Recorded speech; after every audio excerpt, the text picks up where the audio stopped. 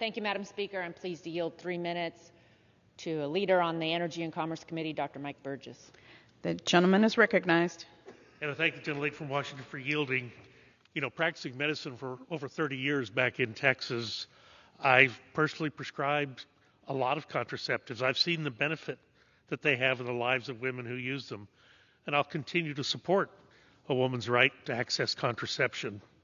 But this bill brought to the floor of the House urgently outside of regular order, and there was no attempt to work with Republicans. The majority hastily put forward an incomplete product that at the end of the day is never going to see the light of day in the Senate.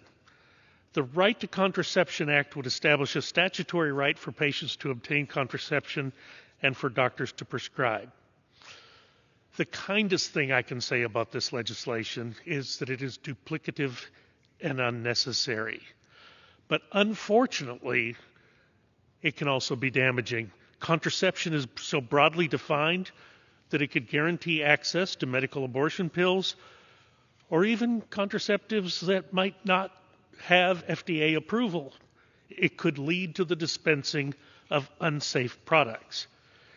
Even if a product gets FDA approval, it does not always ensure its safety.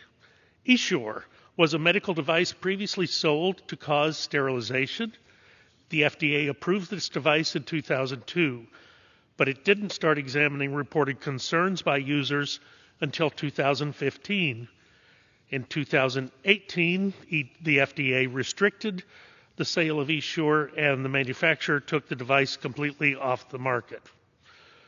The Dalcon Shield is an intrauterine birth control device manufactured and sold in the early 1970s. This device was responsible for many reported incidents of inflammatory infections, uterine perforations, spontaneous septic abortions, as well as at least 4 deaths.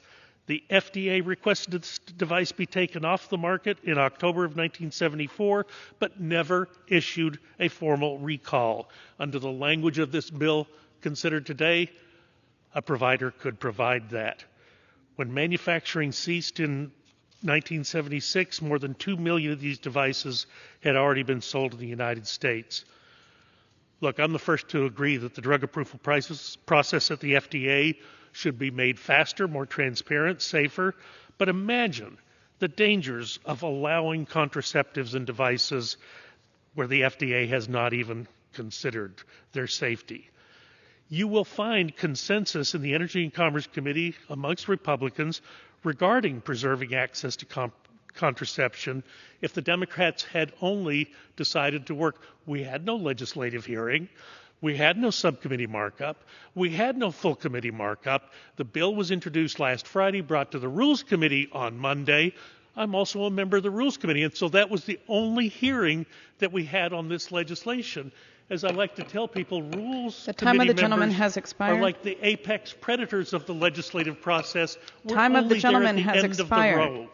This bill is bad. I urge it The time of the not be gentleman has adopted. expired.